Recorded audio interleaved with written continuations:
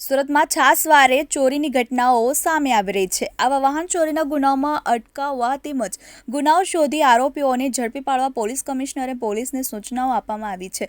જે અંતર્ગત Surat crime branch દ્વારા આવા વન ઉકેલાઈ વાહન ચોરીના ગુનાઓ શોધી આરોપીઓને ઝડપી પાડવા વર્કઆઉટ કરવામાં આવી રહ્યું છે।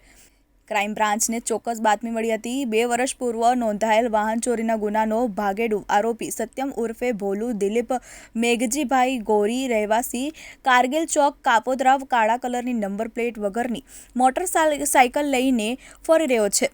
બાતમીના આધારે ક્રાઇમ બ્રાન્ચની ટીમે સમગ્ર વિસ્તારને કોર્ડન કરી મોટરસાયકલ સવાર આરોપીને ઝડપી પાડી વધુ પૂછપરછ કરતા આરોપીએ મોટરસાયકલ ચોરી હોવાની કબૂલાત કરતા ક્રાઇમ બ્રાન્ચે ચોરીની મોટરસાયકલ કિંમત 48,000 કબજે કરી આરોપીની ધરપકડ કરી છે।